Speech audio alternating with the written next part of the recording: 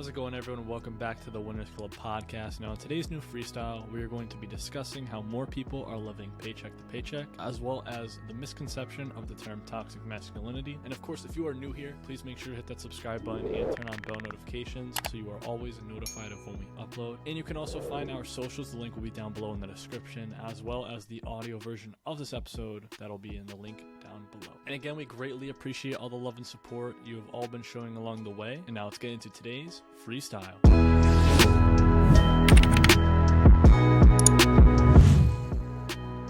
Alright. Live.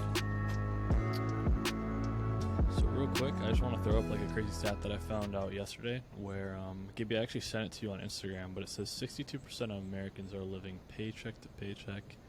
And I find that kind of crazy, especially I think it didn't help during COVID because of all the unemployment, and especially during inflation over the couple of years to now where all the prices are rising. I just think it's a mind-blowing statistic to me, and I think it's only going to get worse. What do you guys think?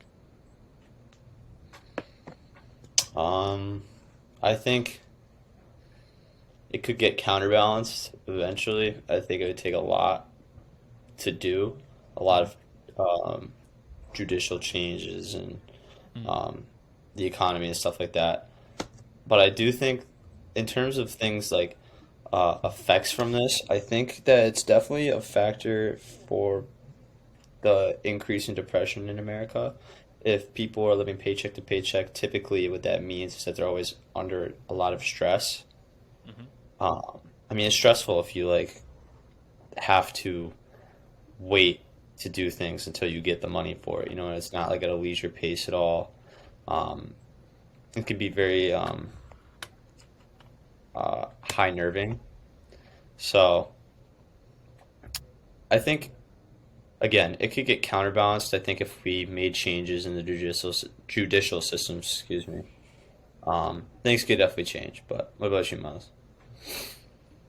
Yeah, no, I agree. I mean, I really don't pay attention to a lot of stuff like that, to be honest, but I can definitely see how, like, in the future, I don't know, I feel like it could go both ways in terms of getting better and getting worse. I mean, I think with technology that's advancing in the future, like, for example, like, I think, not even just living paycheck to paycheck, but, like, people that are doing that and also getting laid off at the same time. So, like, for example, like, the whole, like, thing with Amazon, how they're getting more robots to really do stuff in place of people. You know, people are obviously, I think the poverty rate might rise because of that, to be honest, just off of technology alone. It sounds like life's getting easier, but at the same time, it's getting harder in terms of that kind of stuff. On top of that, it's more expensive, too. So that could also hurt the economy if we don't do it right. You know what I mean? Yeah, no, definitely. I think I like what you said about how we're becoming. Did you say stupider or lazier? Which word did you use? What? In terms of like human species, like we're becoming. The term I used before, I said stupider. But, like, I Well, guess stupider and lazier. I guess it's more lazier, but, like, it's going to cause people to become stupider eventually because you get so lazy you forget how to do it. Or you forget to do yeah, a lot of things, so, yeah. a lot of things are going to be. I think they're going to require a lot more of an effort at a later time because it's not going to get easier, and the more that we kind of like hold off on it, the more that we're going to be like, you know, we're going to need to do it. And I think AI is eventually going to take the place of at least some minimum wage jobs. Do you know what I mean? Right. So, Like, they're already starting to do little things around, like, certain work environments. But that little thing in, like, 10 years from now is going to turn into, like, them snowball actually effect. doing the job, right? Exactly. Like, I guarantee you that half of these fast food places are going to be ran by AIs within the next 15 years. Drive-through, especially. Drive-throughs, ordering your food, you're just going to walk in, tap a screen. Because you already see it now. I mean, there's still people that work there, of course, but you're going to walk in, tap a screen, and then bam, your food's right there. With Well, think no too, human, like, thing. for sure. And think too, though, like if you're like a owner of like a large corporate industry like McDonald's, why would you pay people to do a lesser job than you would to an AI that would work for you for free. It would just be programmed to do that. You know what I mean? So it makes Right, sense. exactly. This could even happen when you look at like the large store owners. But that's what I'm saying though. So I feel like in society, like the way that we're modeled, the people of the higher class, the corporate elites, for that matter, are obviously going to want to make they're greedy people. I mean, those are the kind of characteristics that they have, and I've really done a lot to analyze mindsets of different people in society and the different roles that they have. So when you look at somebody who's along those categories, high corporate elite, um, or high placed, high in the hierarchy, um, typically they're divorced. Um, Rarely see anybody. They always have a huge responsibility though, because obviously, when you're running a company like that, like your whole team is dependent on you. You can have upwards of like hundreds of thousands of employees that depend on you. When you look at somebody like Elon Musk, he has multiple corporate brands that fully operate for him. He can't even take any vacations. I was listening to a video of him speaking, and he said he wished he could just take 2 days off, but he can't. It's a sad life. Obviously, Elon Musk is a very controversial figure now, but when you look at the advancements of technology now, it's very scary though for the people who are of the working class and things like that, because they are looking at this new AI. Like for instance, college students, they look at Chat GPT as something that will like alleviate things from them. They can look into technology and depend on it. Pretty soon it's going to be counterproductive. you know like you said, Miles, it's going to make us a lot more lethargic. It's going to make us, I wouldn't say stupider, but not as easy to retain information. Our brains are going to be more focused on, I mean, when we look at the increase of technology and media, we're going to be basically telling the computer to do our work for us while we, dick around and just do nothing. We consume nothingness. So our brains are going to flatline into mush. And it's inevitable with the way that we're progressing. So now when we take a step back, I think, combined with a bunch of other things, humans are going to be severely detached from emotion, connection, things like that. And I've been reading this book, and I want to tie into your point a little bit more, Brett, but I'm going to kind of put this conversation in a new direction. When we look at building healthy relationships, is like, I've been reading a book about it, and it's a very important thing, and I wasn't even aware of, at like half of what this book talks about that I'm reading. And when we look at building like any kind of healthy relationship, it's important to address our emotional needs and things like that, and have emotional awareness, at least the power to retain our emotions and things like that. So even when you see like kids now who play video games a lot, or always on media or on their phones, typically they're not really good at resolving their emotions when something happens. You know what I mean? They lash out and things like that,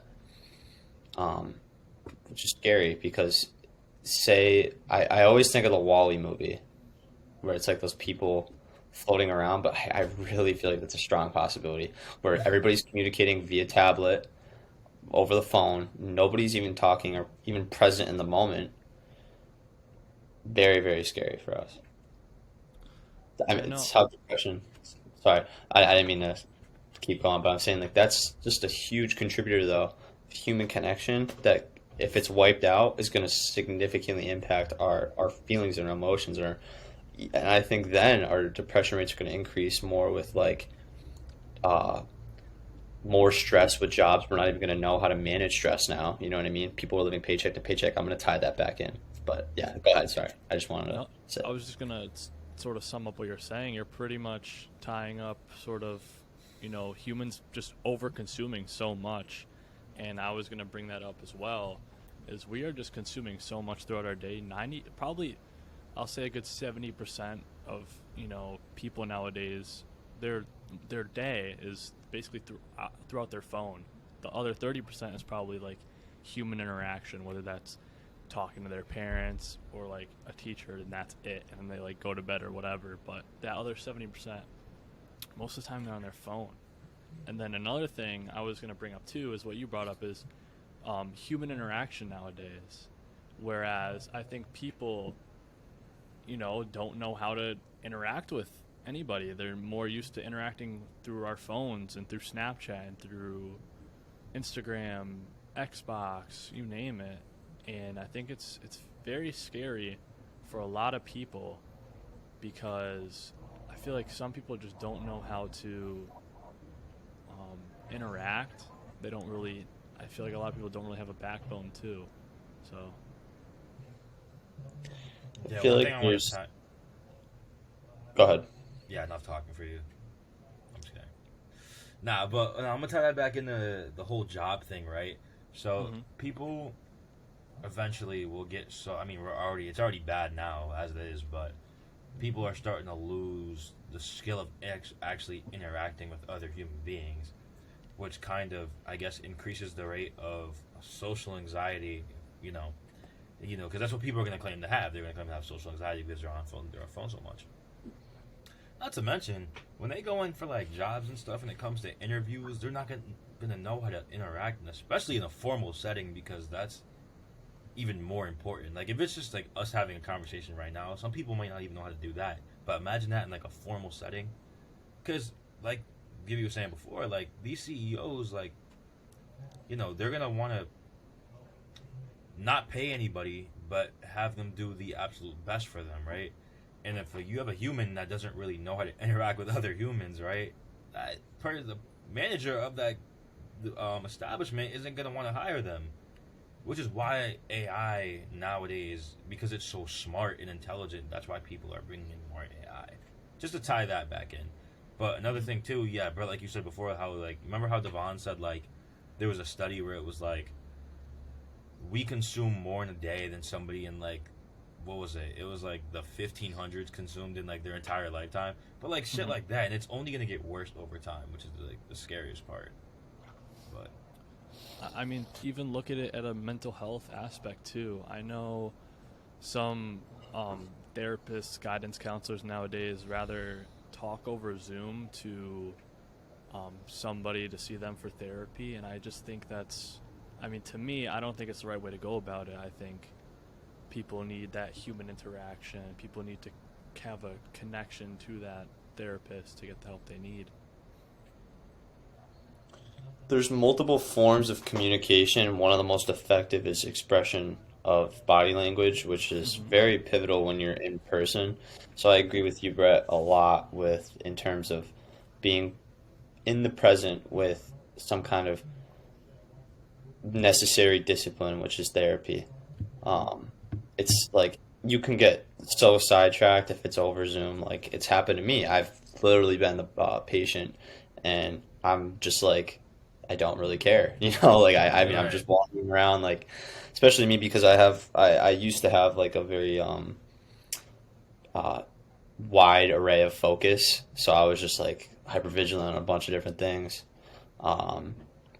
So I know, like, when COVID happened, it really messed us up because it, like, just totally wiped out a lot of kind of in-person interaction. It's not really, I just don't see it ever going back to the way it used to be, like, without Zoom. Like, Zoom's not going to go away. It's a very quick and efficient thing, just like how we talk about how the human mind takes the least path of resistance, the least amount of effort required. Now people they're like, oh, I have to go in my car and drive to where I want to go rather than being just on a Zoom. Hell, I even used to do it like last year. Like I used to be pissed if like I didn't have a class that was only online, like it was just easy, didn't have to get up and go to class, could do it at my own leisure pace, but at the same time it's necessary to be in an environment where the teacher is present with me every day, and they're explaining things with their hands, and I can ask questions and raise a hand. It makes a massive impact in terms of learning. That's just an example, though. Not even just something like therapy, where we're expressing our highest vulnerabilities to somebody over a screen. You know what I mean? When the therapy session's done, what do? You just press a button. That's it. You know what I mean? So it's like, is that really effective? Nah, in No. I've always been one to learn in person. So like, obviously, when COVID hit, it was so hard to learn because it was like over Zoom, especially in subjects like math, where like I wasn't great in. Like those are the classes that I needed to be in person, so I could actually get the criteria. You know what I mean? But like, it's crazy to think about too, because once again, this is like people love Zoom, like you said before, like the whole therapy thing. I actually didn't even know that like therapy sessions would be over Zoom, and that's crazy because therapy really is meant to be in person. Because if somebody wants to, if I'm explaining something to you, right, I can't really use my body language in this little box on this screen, so you can't really tell if I'm being serious or not with some things, right? I mean, and I can't really take. I'm not saying I can't take somebody seriously if they're behind the screen, but I'd rather it be said to my face. You know what I mean? Because it's gonna resonate with me better. I don't know if that makes sense to y'all, but I feel like being behind the screen, it's like, you're not like, I don't know. It's just not the same. Like, for example, I know this really is like a weird example, but when two people are like bickering, right? If they're behind the screen, right, you can't really take them seriously because they're not face to face. But when two people are bickering face to face, it's like, all right, I see now that this is really serious. So that's how I look at it almost. You're right. You're for sure right. I didn't even think of that. Like if we're on like a FaceTime call and two people are going at it, I'm not really going to take it seriously because all you do is Right, just press a exactly. button. Yeah. It's a Exactly. waste Or of even text, like how people are like, I'm gonna F you up, I'm gonna do this next time I see you, but they would never once say that. That's why like I don't until you do it face to face, I don't believe you. Can't take you Yeah, seriously. You know? I never will give it the benefit of the doubt unless it's Mm, in person. never. I'm gonna take a step back though and just talk about like COVID again and like sociability. I mean, when we look at COVID, it was like a kind of like a nationwide felt depression in a sense when all of our communications and social factors were just totally wiped out and we all had to be on house arrest.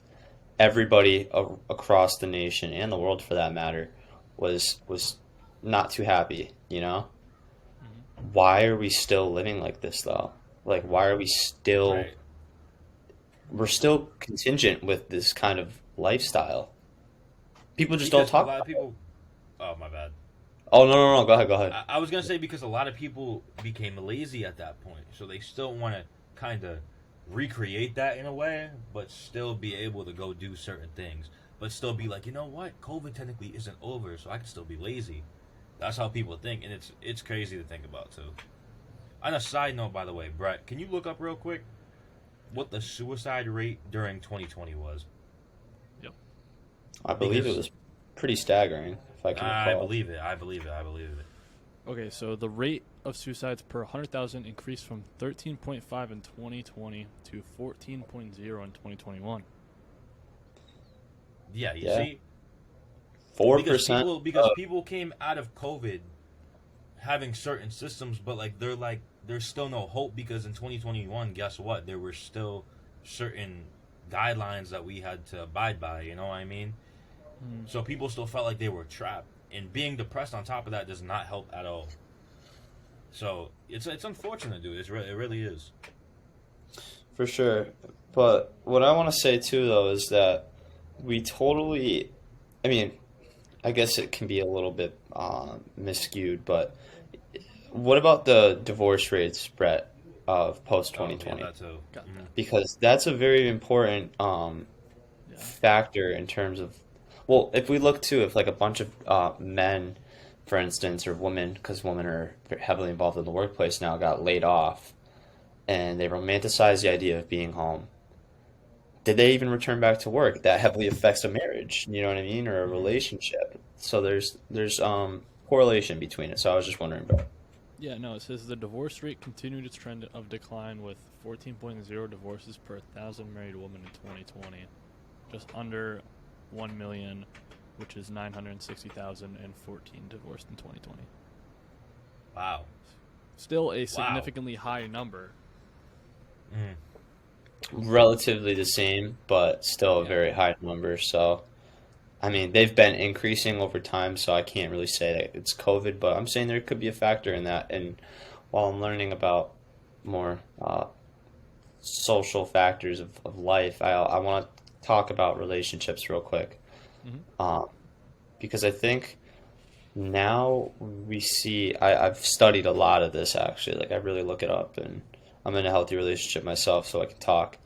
Um, there's a very, there's a, in relationships, there's two roles to play, the masculine role and the feminine role. I call them levels of polarity that David Detta obviously talks a lot about. And just because it's a masculine essence in a relationship doesn't mean it has to be a man. It could be um, two women, it could be two men, as long as one is more um, submissive and the other's more dominant. That's it could be subconscious, but that's usually how the relationship will function. Um, but now I feel the masculine role or the masculine essence is being tarnished in a way, so much so where it's viewed as like toxic to be masculine. It's viewed as um, threatening and piss poor, I guess.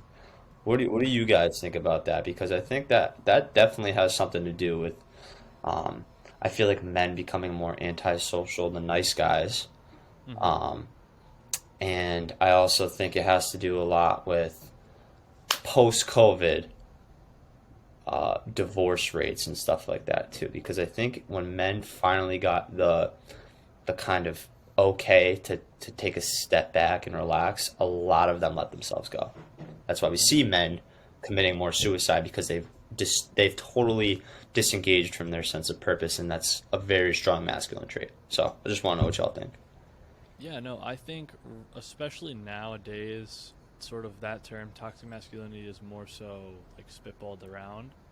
I think a lot of men though too are, playing a bad part in it, and those are the ones that are toxic, or the ones that are, mean, abusive, and just sort of like shun all of the female audience.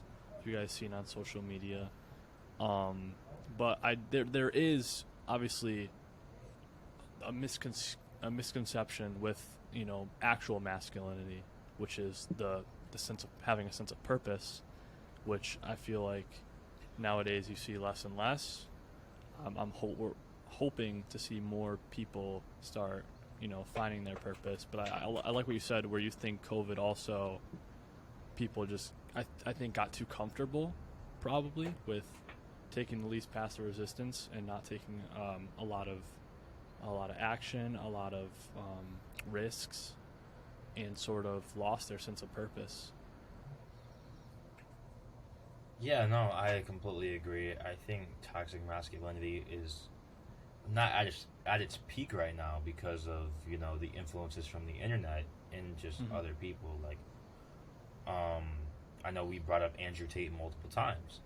Andrew Tate, I will admit, he does have some good views on masculinity, but he also kind of promotes toxic masculinity. Whether that's misogynistic views, whether it's you know being abusive and all that kind of stuff. But right, you're right, Brett.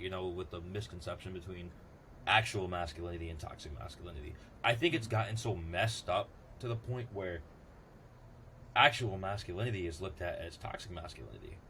Because there's been a couple times where I've talked to people about having a sense of purpose and drive and just wanting to be a man, and some people look at that as like, in a sense, in their view, too manly, which I guess could be sensed as toxic masculinity when you're just going towards your purpose. So I think there's a huge misconception, and the media does not help that at all. As much as you try to talk to people about it, mainly, trying to think, a lot of people that, I can I like, chime in real quick? yeah, chime in real quick because I'm trying to think. Because I Go ahead. think even too toxic masculinity is that in the format too of the nice guy. Like the you Yeah, see yeah, yeah, yeah, the yeah. very Yeah, stereotypical submissive male who tries to please and give woman pleasure by sacrificing his own needs, which is very toxic because now everybody calls them like pick me's, right. simps. I'm trying to think of Simps. other.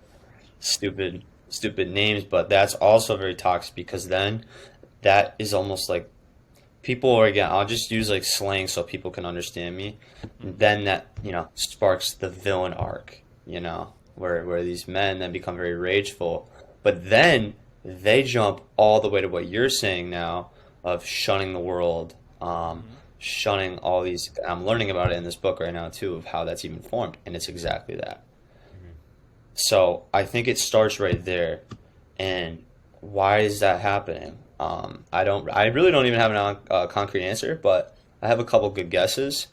I would say number one, they were raised in more of like a feminine prioritized household where that was Hmm. like the norm. That's just one. Hmm. Two, they never had a strong masculine force down their throats growing up. You know what I mean? Like always having your shit in order. Um, I'm talking about dudes that are down bad. Quintessentially, yeah. That's Yeah, exactly it. That's exactly it. The dudes that are down bad. I'm just using slang words because I'm just trying to like have people understand. Okay, so for all the older adults out of there that don't know what a villain arc is, it's basically when a man or a woman. So, for example, I'm just gonna use this example. Say somebody goes through a harsh breakup, and they kind of need something to, I guess, patch that wound. It's not. I would not recommend it at all, unless you're going on a villain arc. A villain arc can mean multiple things. It means you're either improving yourself for the good, or you are going down a path where you have to do all these things, such as, I guess, having sex or doing something with the other gender to kind of get back at who you were with before, if that makes sense. But that's kind of how it is. I see it in a totally different way. That's interesting because I don't see it like that. So number one, Really? the villain arc is just a very negative thing because if you're just improving yourself for the better, I would classify that as self restoration or self healing, which is a totally different thing. Villain arc is when you are filled with rage and vengeance, and you feel like you need to take it out on everybody else. You shun who you are as a person. You give up all your morals, and you kind of just take it out on whoever. Basically, cutting off all emotion, which is very bad. When you look even at like movies and stuff like that, what I mean, you become also very articulate too, with how you move, and that's when you really build a lot of masculine traits. But then it becomes so much where it's then very toxic. So when you look at somebody like the Joker obviously is a villain. How did we see in the Joker movie with Joaquin Phoenix? How did we see him evolve into the Joker? He was kind of shit He was on by bullied. society, Right, yeah, exactly. um, felt like very rageful, and then moved very articulately and became a force, but then became a way higher force, but for the bad, for the negative, and that's kind of what it's referred to as. Hmm. Um, I know it's a very like weird example, but that's how I perceive it, and I don't agree with it at all because those are how the bad apples are all formed. That whole process that I just gave you is exactly how it happens, psychologically at least. I mean, how I've seen it with multiple people. Anyways, I want to keep talking about relationships and stuff like that. So I want to identify that new um, Joker example of like who you become. You know what I mean? And this evolution once you do experience kind of your first rush of masculinity. There's a lot of things that can happen. So if you don't know how to control your emotions, it's kind of it's a triple. It's a what is it? A ripple ripple effect, effect. right? Ripple effect. Okay, ripple effect. My fault. Of okay, so now you just felt severe emotion. You start to tame it, but it doesn't feel right, and then you just wipe it all out, and you you disregard everybody else around you and their emotions, which is toxic masculinity. So I think that's kind of how the villain arc is all originated is because you don't turn into a good person. You literally turn into a bad person. That's where masculinity gets a bad label because we see a lot of bad apples now. You know what I mean? They're everywhere. They just sometimes move very deliberately, which is again a masculine trait, and they're really good at playing their cards. But when it comes down to it, they're they're just trying to shield their own individual pain and things like that, and that's not what masculinity should be about. And I think now that there's a whole lot of things. It's almost like you're either an asshole or you're a nice guy. There's like almost no in between. And that's where it makes now I feel like the even just possessing the identity of being masculine and the actual definition of it, of being confident, moving deliberately, having an open heart, all these kinds of things, being confident, very thorough with direction and purpose. Those are all masculine traits, and I know for a fact because I've read about it multiple times. That is kind of what it should be. Also expressing love and emotion, just knowing how to tame it, not always being reckless with it. So I think that those things, though, are very rare now, we see.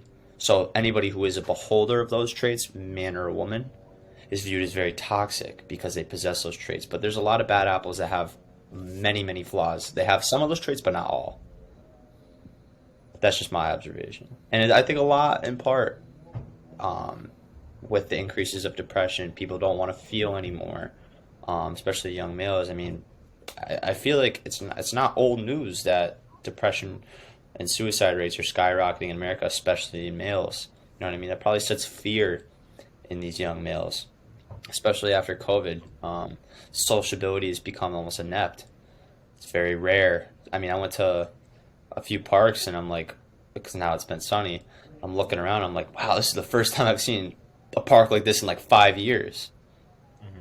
Ridiculous to say, but things like that. Now, we hope you enjoyed today's listen to the new Freestyle. Again, if you are new here, make sure to hit the subscribe button and also turn on the bell notification, as that is the best way to stay up to date with the Winners Club content. You can also click right here. We just did a video talking about positive parenting as well as bad parenting, sort of the wrongs and rights. And again, the link to our socials will be down below in the description. You can check those out. And we hope you all have a lovely day and a great week. And until next time.